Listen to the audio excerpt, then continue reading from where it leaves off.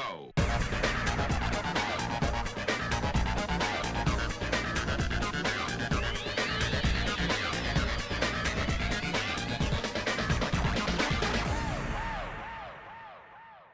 Driving on the sand, whether on the beach or in the desert, demands a lot of common sense and practicality. Beach driving can be very, very easy or extremely difficult. It all depends how you approach it all. And the first thing that comes to mind is tyre pressures. Lowering your tyre pressures while driving on the sand is an absolute must. Keeping them up at higher pressures will definitely see your four-wheel drive sinking into the sand quick smart. Lowering your pressures creates a larger footprint and allows the tyre to roll and float over the sand much easier. A quick tip on what tyre pressures to let your trailer down to. You've set your vehicle tyres. Once you get down to your required PSI, a couple of lines straight out where your contact patches are, measure the distance, and then come up to your trailer, lower your tyres until that tread patch gets to the same length. It's not 100% accurate, obviously, but it gives you a really good starting point to driving on soft sand. And how handy is an onboard compressor? Yeah, it's all very well and good reinflating your tyres back at a servo, but what if it's a long drive? It's just not worth damaging your expensive tyres on that bitumen drive, so you're best advised to carry a decent 12-volt compressor for the job. Okay, how do we approach driving in the soft sand? Momentum is the key here, not high speed, but momentum. Keeping your rig rolling over the sand without sudden turns or stops will see you safely through most sand.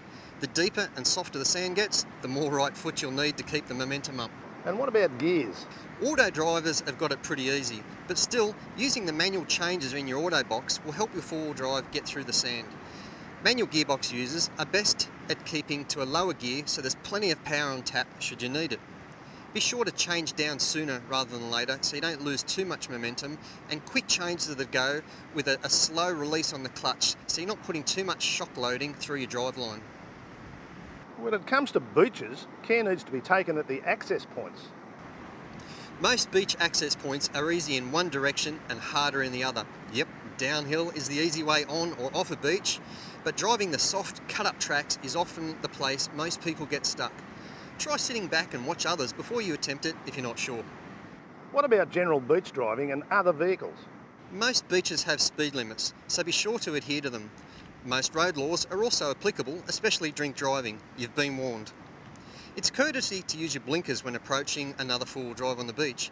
This indicates which side of them you're going to go past. So, when approaching a vehicle, you should both have your left blinkers on unless there's a reason for passing on the other side. It just saves all the confusion for all concerned.